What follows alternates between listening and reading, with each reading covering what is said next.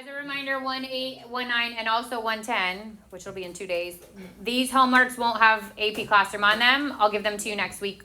Those types of questions are not going to be on your quiz. They will come back on your test, okay? So after quiz, but before test, we'll go back and you'll do all of them because some of the content overlaps. Like they bring in stuff from 110 in the homework from 18 or 19, which it makes it super confusing. So I just put them all together. So we're continuing with rational functions, but today and tomorrow we are getting into zeros, rational, vertical asymptotes, and slant asymptotes. So we start with zeros of a function, just like every other type of function. To find the zero of a function, we would set it equal to 0. So if I had a polynomial like we were doing before, I would have just replaced f of x with 0. I would have factored it. I would have solved it, that kind of thing. Well, these are fractions. So if it said like f of x equals x plus 1 over x plus 2, and I wanted to find the zeros, I would say 0 equals x plus 1 over x plus 2. And then what would be the very next step?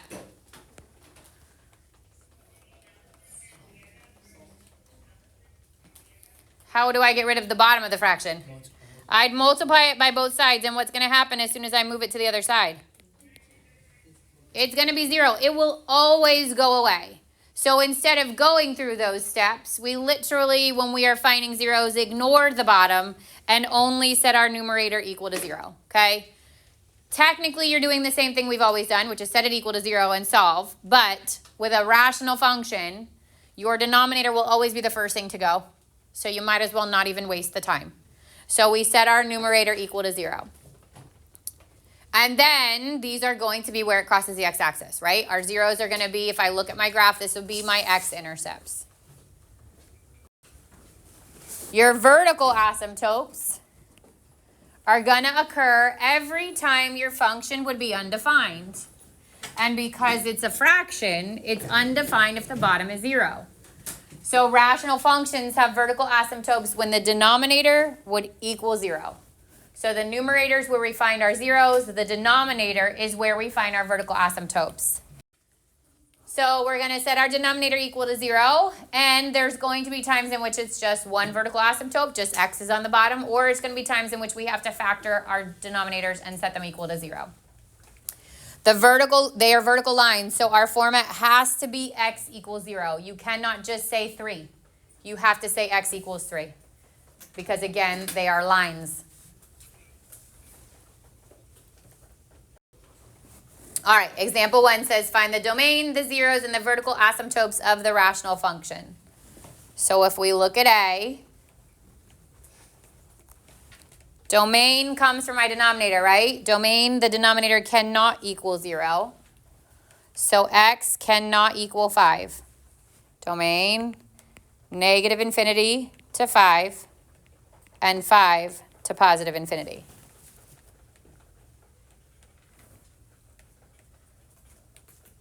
Now to find our vertical asymptotes, we literally just have to switch that not equals to equals.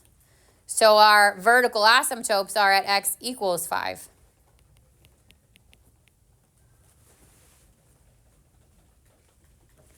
And our 0 comes from the numerator. Set the numerator equal to 0, x equals negative 4. So my 0 is at negative 4. Yep. Can you do this with every rational function? Yep. You'll see we actually start to factor them. There's going to be holes in them. So there's going to be more that we add to the beginning part of this. But the method is the same. Question so far? Okay, so now you go to B. And now we're going to start to see where we have to factor. So in order of steps, the first thing I tend to do is factor. I'm going to factor the numerator, so it's x plus 2 and x minus 2. And I'm going to factor the denominator, x minus 5 and x plus 1. So we're factoring top and bottom because we're going to need to factor for everything except for our horizontal asymptote.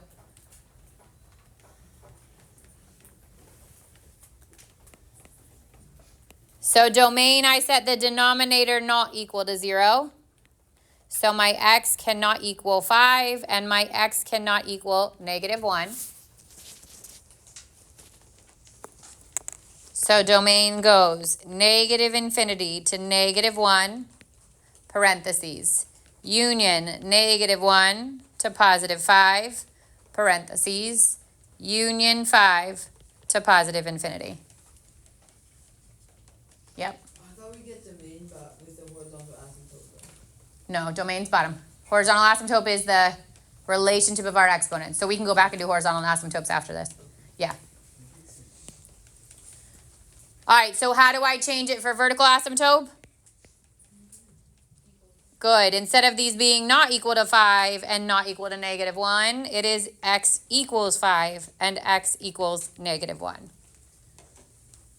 Hopefully that makes sense because my vertical asymptotes are going to stop and start my domain, right? Everywhere there's that dashed line where my graph can't run is what would stop and start the domain. And then for the zeros, I go up to the top and I set each of them equal to 0, and x would equal negative 2 and x would equal positive 2.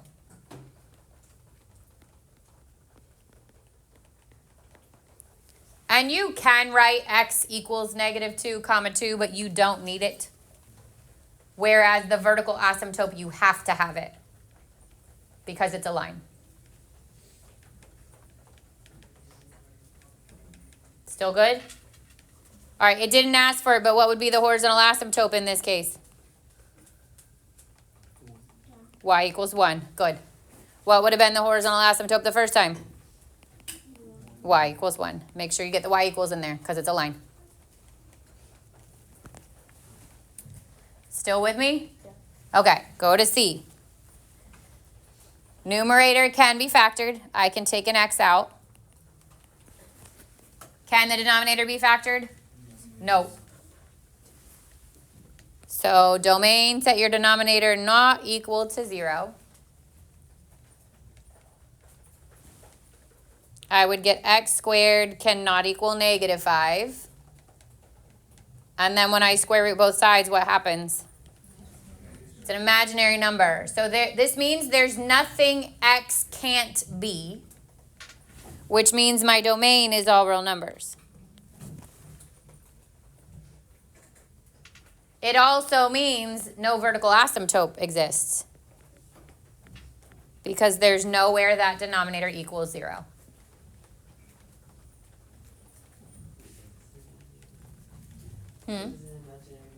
Correct, which is not on your graph. And then for zeros, go to the top, x equals 0 and x equals 4.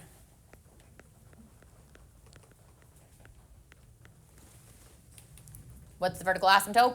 I mean a horizontal asymptote? Y equals 1 again. Good.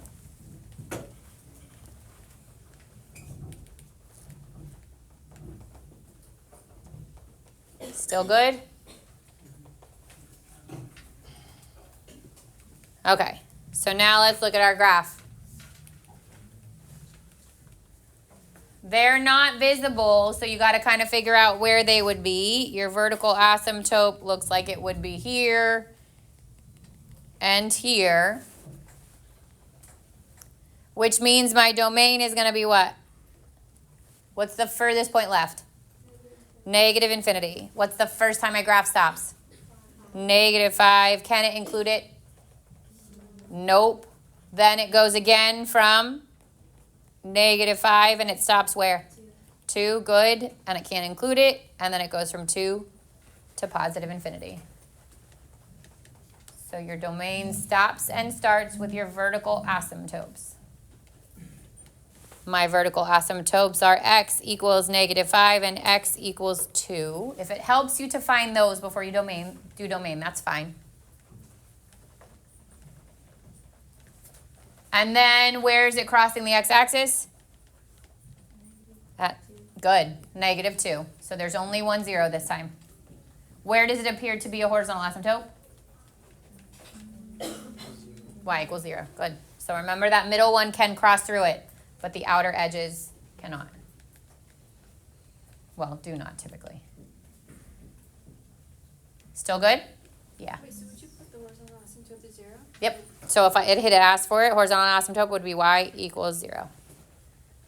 And so would my end behavior. Is it because the other ones don't hit 0? It's Or- the outer edges. Yep. And my limit notation, just to review it, the limit as x goes to negative infinity and the limit as x goes to positive infinity, both would be 0. Yeah. On our notes, it has like a limit notation to like a -5. Oh, we're going to do that next. It's on there already? Yeah. Okay, ignore it for now. We're going to come back to it.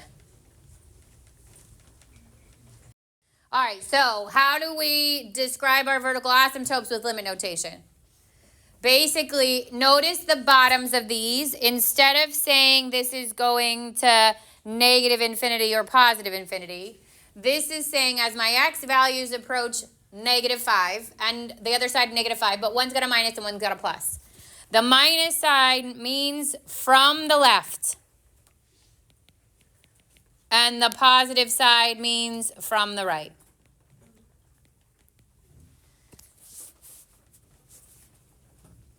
So if you look at this graph, -5 was my vertical asymptote. So as the x approaches -5 from the left, picture coming in from the left-hand side. So as I'm coming from the left and I'm getting closer and closer to the x value being -5, what's happening to these y values? They're going to negative infinity, okay? They are decreasing without bound, which means they are going to negative infinity. And then on the right-hand side, so as I'm getting closer to this function from the right-hand side, I'm not worried about anything over here. I want to just be close to -5. As I'm coming from the right-hand side, what's happening to those y values? She started. As I'm coming to -5 from the right, my y values are increasing without bound, which means it's going to positive infinity. Okay, now look at -2, or positive, no, -2. Now it says, that should be +2. I knew something was wrong. This should be a +2. It says -3 for us. Change it to +2. I maybe changed mine and still didn't get it right. Okay. Because my second vertical asymptote is at +2. We would learn we could describe the behavior as it's going to -2 or 3, but that doesn't help us with vertical asymptote. So it should match your vertical asymptote. Okay, so if my vertical asymptote is at 2, and I want to know what's happening as it's coming with the minus means from the left. So as I'm approaching 2 from the left, what's happening to my y values? They're decreasing without bound, which means f of x would equal negative infinity. Good. To make it +2. Yeah.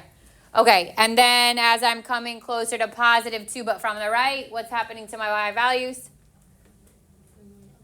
They're going to positive infinity. So it's not side to side, it's up. Like where you get. Well, the side to side is this number, right? This is my x. So my x is the x values from which direction. The f of x is the y values of your function. You're welcome. We still good? So do example 2, and I'm going to say that your vertical asymptotes would be at -5 and at +4. All right, so as I'm coming to -5 from the left, what's happening to my y values? They're going to positive infinity, right? Increasing without bound. As I'm coming to -5 from the right-hand side, decreasing without bound. As I'm going to +4 from the left, decreasing, negative infinity. And as I'm coming to +4 from the right, increasing, so positive infinity.